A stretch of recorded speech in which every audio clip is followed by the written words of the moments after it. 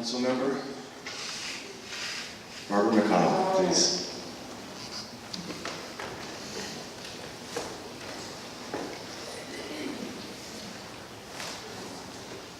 Good evening, and thank you for coming. I think it's especially fitting that we're in this theater today because, as you've seen, Vicki's life was drama, it was comedy, it was dance, it was drama, it was political intrigue, and it was family.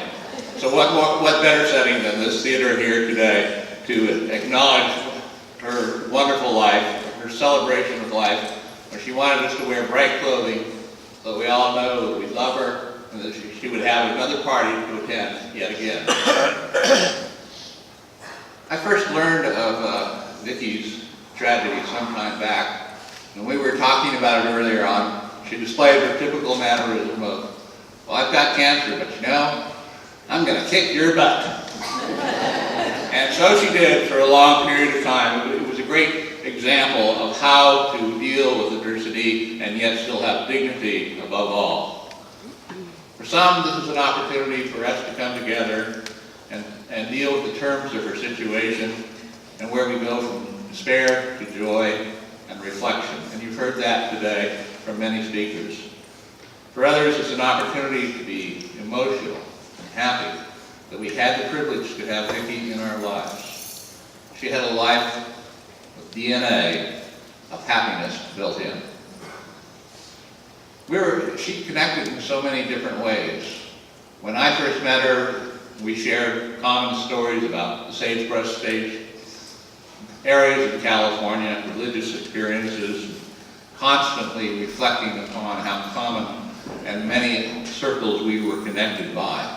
She dropped into this town like a stone into the water, where a ripple went out and touched everybody in the surrounding community and grew larger and larger and stronger. She constantly expanded her circle of friends.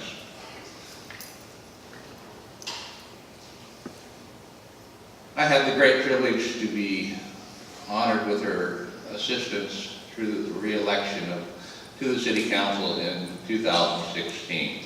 She joined our re-election committee, and her ideas of how to reach out to people and to excite them were so tremendous and so impressive that we could not look and not obey them. She was a spark that brought comedy and enjoyment to politics. She organized a speakeasy fundraiser here at the Canyon Works, where she outfitted everybody into the 20s classic style. Britt was the cigarette girl, and despite heavy rains that night, her enthusiasm permeated the audience, and we raised more money than we ever had during the entirety of the campaign. Those of us who are in local politics are privileged and honored and humbled by people like Vicki and others who help us get elected, because we all know without people in that community, we could not do so. I also had the opportunity to watch her courage. On one occasion, she called out a potential contaminator of the environment in this town and challenged them to be better. She had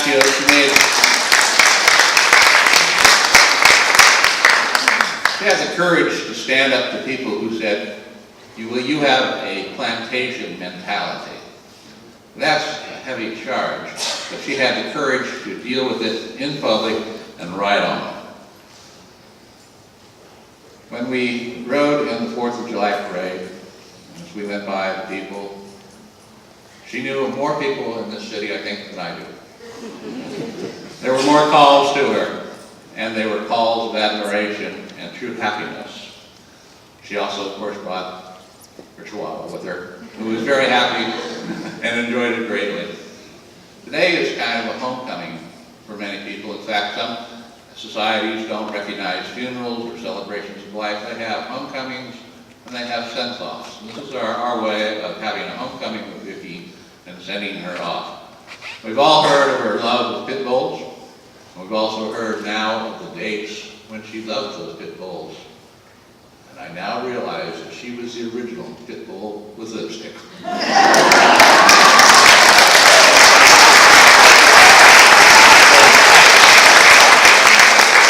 Tom, Vicki, you're in my heart, you always will be, and it's an honor to both of you. I used an apple the product today, because I know how you hate Android.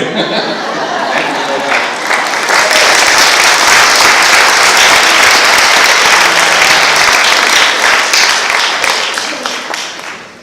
Now, before Tom gets up here, I know all of you have Vicki stories, and I encourage you afterwards to tell each other all those Vicki stories. And, Tom is our last speaker, then we'll have another musical interlude. Tom, come on, sir.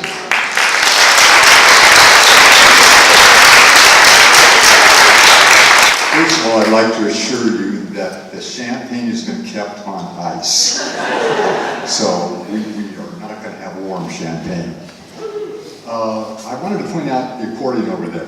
That is Vicki's accordion. You know, I think that Trevor mentioned we had an accordion player play, Larry Richfield, because it was kind of reminiscent and a prelude to Vicki playing the accordion. When she was in high school, she would go around to the pizza parlors in Reno playing her accordion. Yeah, and not really wanting a lot of people to know because she was kind of embarrassed about that. It's hard to embarrass Vicki, but she kind of kept that a secret, I think. So a few years ago, she hadn't played much in the time that we'd been married, and she decided that she would bring it up again, have a revival of her career. Yeah. Let's see, how many pizza parlors do we have in Vallejo? Well, you might do pretty well, actually. You know, but she didn't get very far because then she became ill. But that's the accordion that she had custom made. And you can see orange and black. Only Vicki would have an orange and black. If you pull the billows out, it's got a design inside even there. And she was, some of you may not know, but she was a Giants fan. Orange and black, Giants fan. She was I shouldn't say she was a Giants fan. She was a fanatic.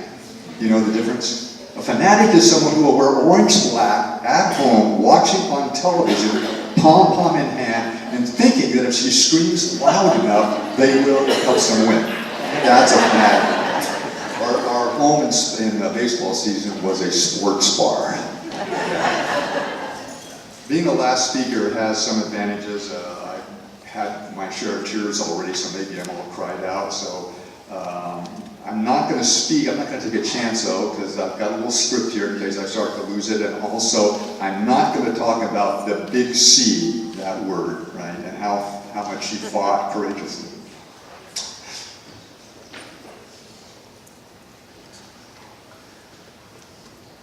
Yeah, that one hurts me. So I'm not going to talk about those things. I'm not going to talk about how generous and compassionate she was, because I will cry, I'll lose it. So what I'm going to do is I'm going to tell stories about Vicki. Life with Vicki. Yeah.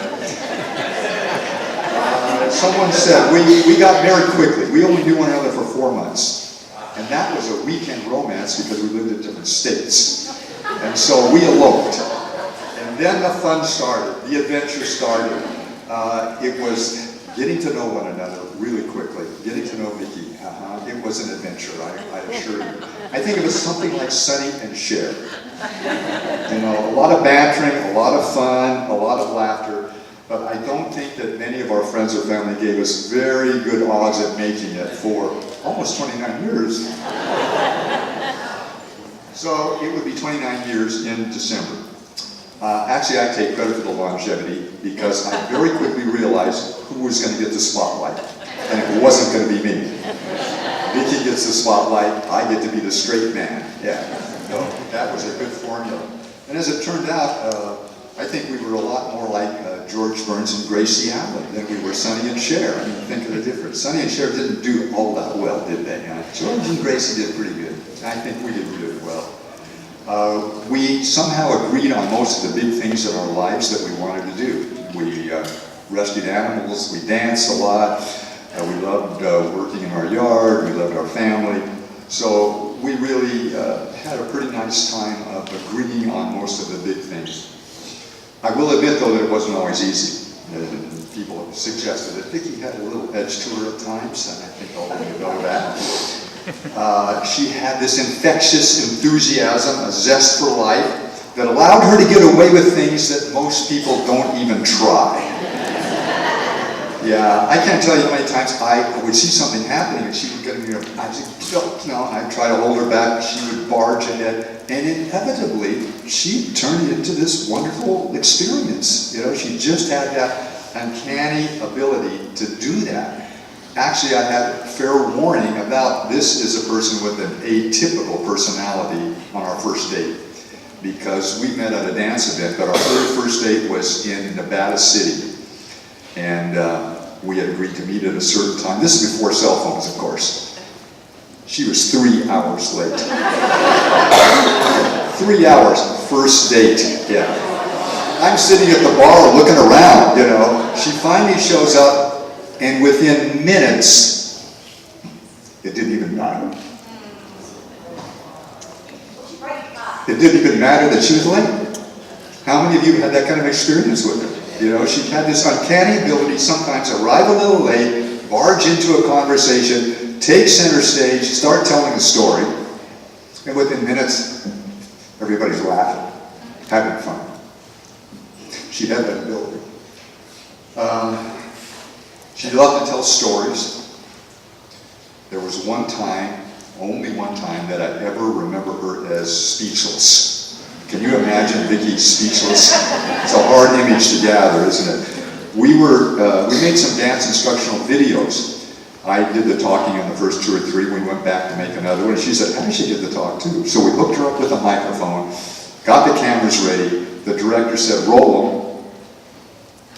She froze. She literally froze. It took her 3 tries just to get some words out. And then, of course, we couldn't get her to shut up. But that was her only time speechless. Another time that was a rare moment was when she was demure. I said it right, demure. Can you imagine Vicki as demure? We were hired to dance a minuet at a high roller event out at Domaine Canaris. No money was spared. And they outfitted us in these beautiful costumes, including white wigs, the works. Everybody there was dressed like that. They gave her this gorgeous dress. She put it on, looked in the mirror, and immediately her personality was transformed. She became demure. It was incredible. And of course, I wanted to buy that dress. I tried like heck.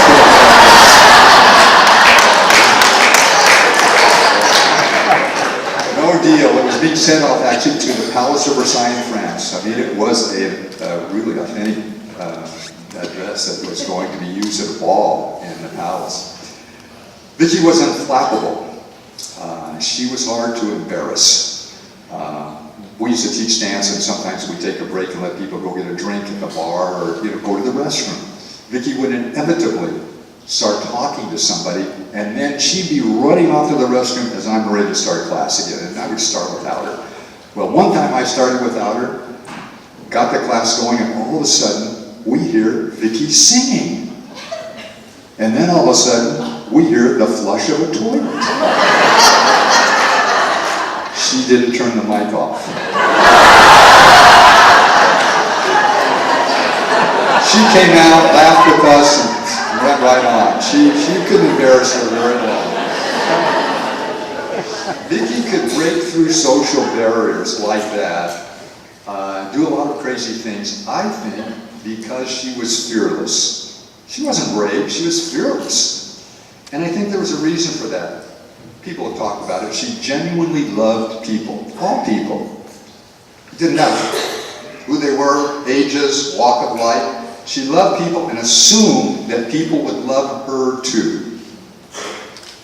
That made her fearless.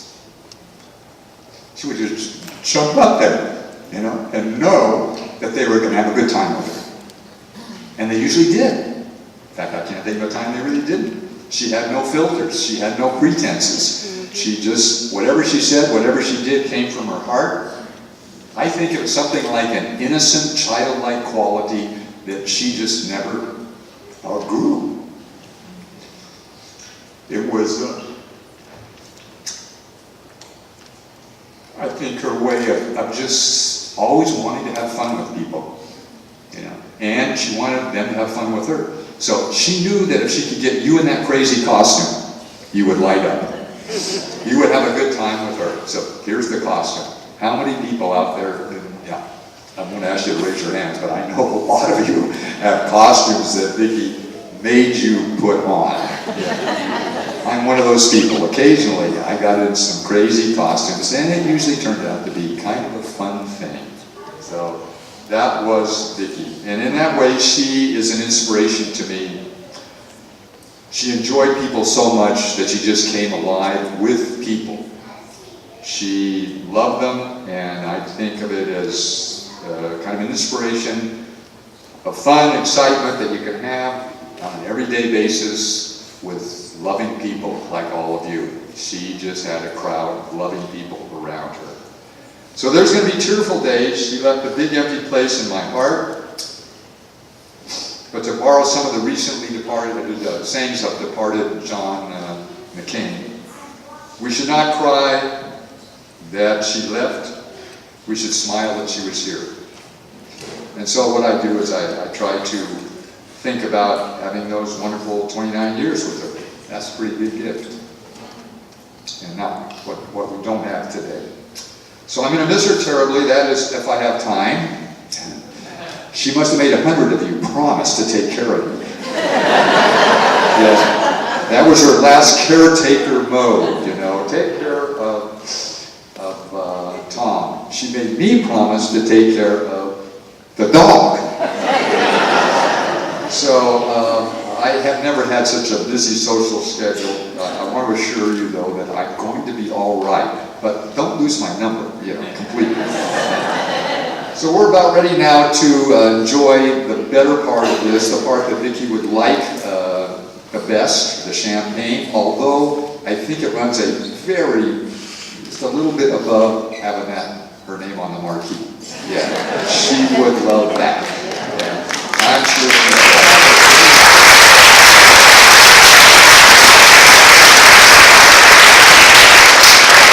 I do want to apologize. It's only that we haven't seen it. This on the west side. Yeah, best I could do, Vicki. Sorry.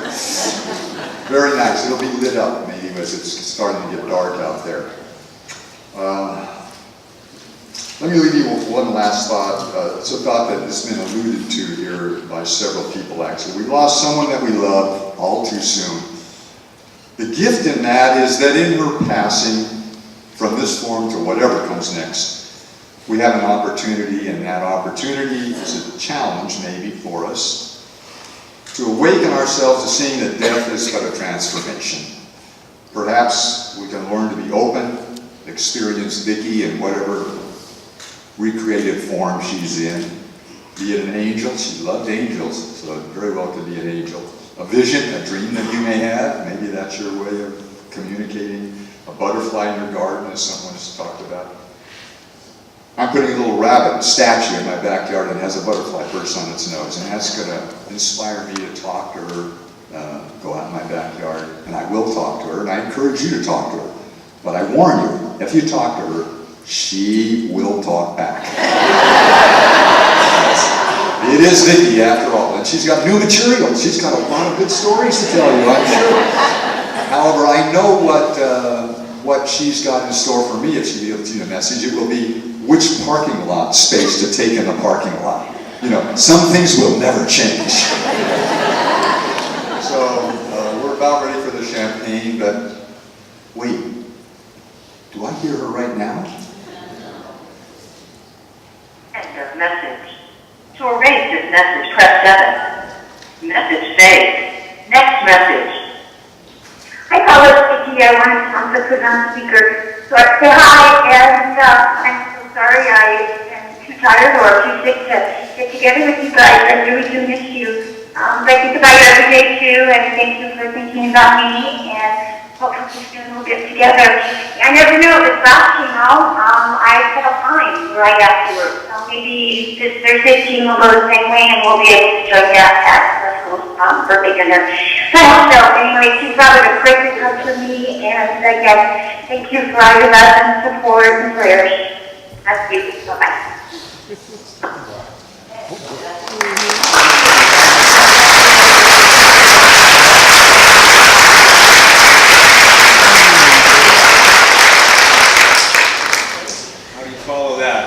That was, of course, Vicki herself. So just a couple of quick housekeeping announcements as Aaron, Vicki, and Don come up here to play Happy Trails to us all. I want to give a few shout-outs and thank yous. And I'm mindful of the fact that we did not get to the slideshow. So what I'd like to do is, after Don and Aaron finish their song, have the slideshow running, because as Tom said, the champagne has been chilled and is waiting for us all over there. Now, we all can't go at the same time. There's a 125 people occupancy limit there, and I think we're over that. So as we sort of cycle through, please take a look at the slideshow. And as I said, I encourage you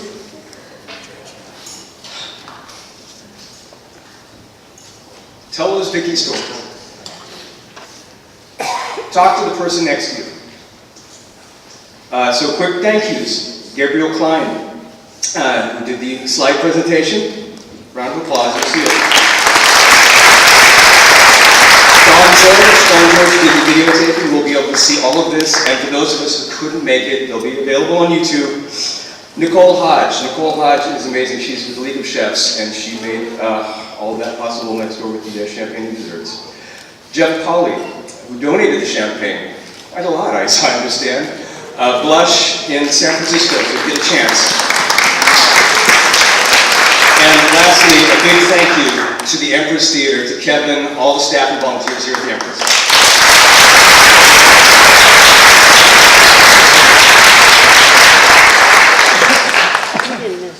Don and Aaron? There you are. Aaron Vicki.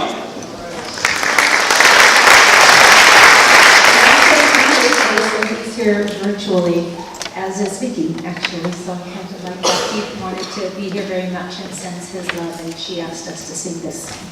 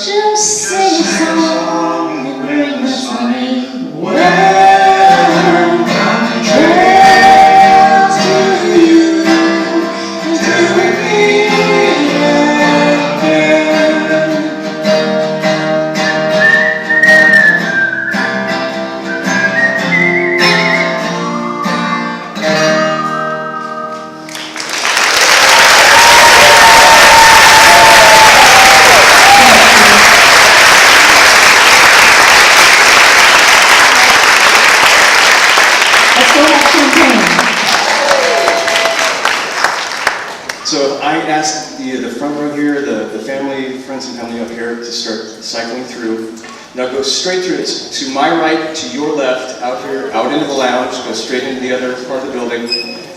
There will be champagne for everyone, I'm sure. Again, thank you all for coming.